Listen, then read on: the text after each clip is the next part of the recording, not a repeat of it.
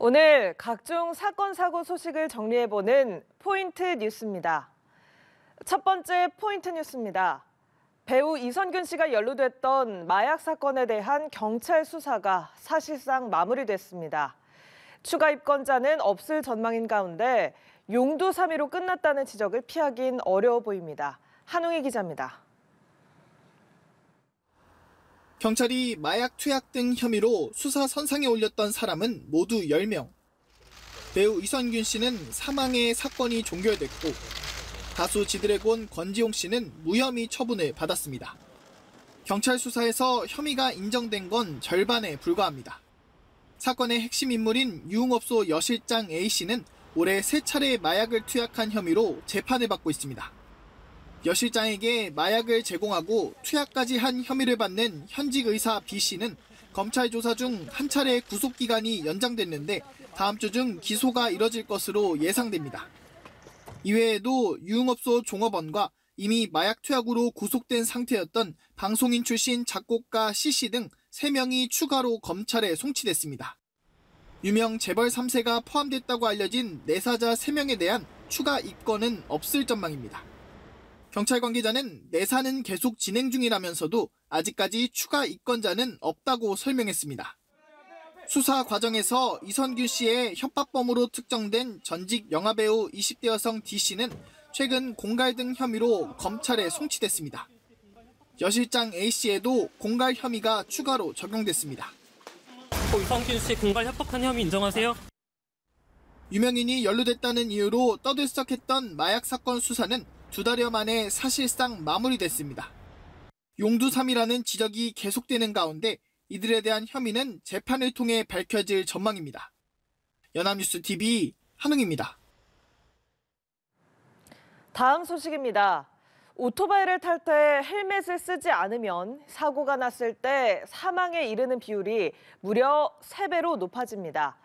경찰이 오토바이 뒷번호판을 찍는 무인 카메라를 통해 헬멧 미착용 단속에 나섰는데 첫날 13건이 적발됐습니다. 최진경 기자입니다. 도로 위 자동차들 사이로 오토바이가 지나다닙니다. 그 위로 번호판을 단속하는 후면 카메라가 보입니다. 경찰이 후면 카메라로 오토바이 운전자의 안전모 단속에 나섭니다. 이곳에 있는 후면 카메라는 원래 신호와 과속을 단속했었는데요. 여기에 안전모 미착용 단속 기능이 더해졌습니다. 안전모 미착용 단속은 전국 73개소에서 2달의 계도 기간을 두고 실시됩니다. 단속 첫날에는 13건이 적발됐습니다. 오는 3월부터는 안전모를 쓰지 않아 카메라에 찍힌 오토바이 운전자에게 과태료 3만 원이 부과됩니다. 운전자는 물론 같이 탄 사람이 안전모를 쓰지 않았을 때도 해당됩니다. 오토바이는 번호판이 뒤에 달려 있어 차량 앞을 찍는 무인 카메라로 단속이 어려워 경찰관들이 현장에서 직접 적발해야 한다는 한계가 있었습니다. 교통사고가 났을 때 오토바이 운전자의 사망률은 자동차 운전자의 2배가량 높습니다. 특히 오토바이 사고에서 안전모를 쓰지 않은 경우에는 사망률이 3배나 오릅니다.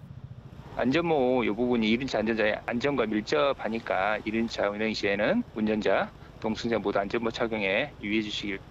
경찰은 올 상반기 안으로 전국 324개소 모두에 전면 시행할 계획입니다.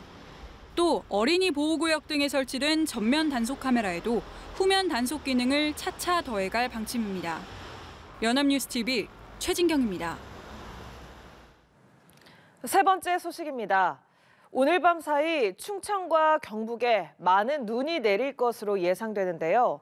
이렇게 눈이 많이 오는 겨울철에는 미끄러운 도로에서 발생하는 사고를 막기 위해 특히 더 안전운전 하셔야 합니다. 어떤 점들을 주의해야 하는지 박지훈 기자가 소개합니다. 폭설이 내렸던 지난달 전남 목포의 한 언덕길. 화물차 한 대가 눈길에 그대로 미끄러져 내려옵니다. 같은 날 광주에선 눈길 추돌 사고가 발생했고 제주에선 차량이 도랑에 빠지는 일이 벌어졌습니다. 이렇게 눈이 오는 날엔 운전에 특히 더 주의해야 하는데 맑은 날보다 교통사고 건수가 17% 넘게 늘어나기 때문입니다. 도로 위의 암살자라 불리는 블랙아이스도 문제입니다. 블랙아이스란 녹았던 눈이 다시 얼면서 만든 얇은 빙판을 뜻하는데 얇고 투명해서 눈에 잘 보이지 않아 겨울철 도로 사고의 주범이 되고 있습니다. 최근 5년간 발생한 도로결빙 교통사고는 무려 4,609건, 치사율도 일반 도로에서 발생한 교통사고보다 1.5배나 높았습니다. 전문가들은 블랙아이스 사고를 예방하기 위해 도로에서 급가속, 급제동 등을 피해야 한다고 조언합니다. 급하게 핸들을 조작하려고 해도 차가 한번 미끄러지기 시작하면 사고에 대처할 수 없다는 겁니다. 또 겨울용 타이어를 적극 활용하라고 강조합니다.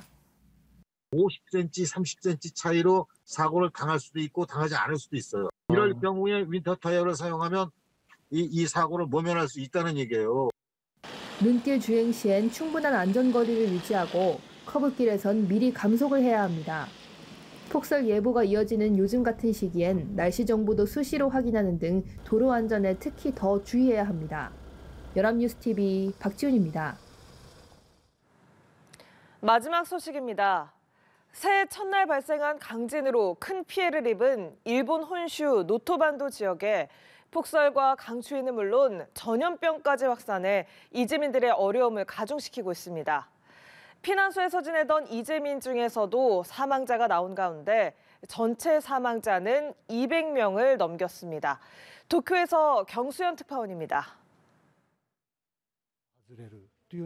지난 1일 강진 발생 이후 이시카와현 와지마시 피난소에서 첫 사망자가 나왔습니다. 자세한 상황은 알려지지 않았지만 피난소 생활에 따른 지병 악화와 피로, 스트레스가 원인이 돼 숨지는 재해 관련 사망 위험이 커지고 있다고 마이니치 신문은 전했습니다. 현재까지 이시카와현 내에서 피난소에 대피한 주민은 2만 8천여 명에 달합니다.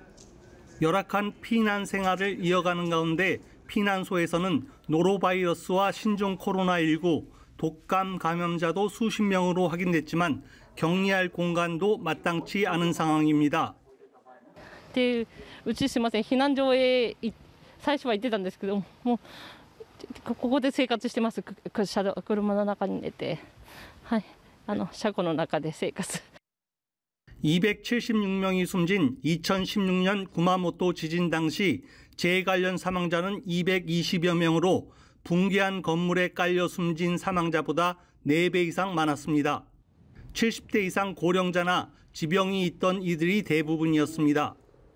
일본 정부와 이시카와현은 피난민이 좀 더 안전한 곳에서 생활할 수 있도록 인근 지역의 숙박업소 등으로 옮기는 2차 피난을 진행하고 있습니다. 하지만 눈과 비가 이어지면서 피난이 연기되고 복구 작업이 지연되는 등 이재민의 어려움은 가중되고 있습니다. 一番難は除雪ができない、除雪機械が入れないかなと思って、ガタガタなったところにもう雪積もって歩いてたら 사망자도 계속 늘면서 8년 전 구마모토 지진 수준을 향해 가는 가운데 다행히 연락두절 주민 수는 전날 320여 명에서 100명 수준으로 크게 줄었습니다. 수색 작업이 진행되고 일부 지역의 통신 서비스가 복구되면서 안전 여부가 확인된 것으로 보입니다. 일본 기상청은 지진 활동이 여전히 활발한 상태가 이어지고 있다며 앞으로 한 달 정도는 여진에 관심을 기울여달라고 당부했습니다. 도쿄에서 연합뉴스 경선입니다.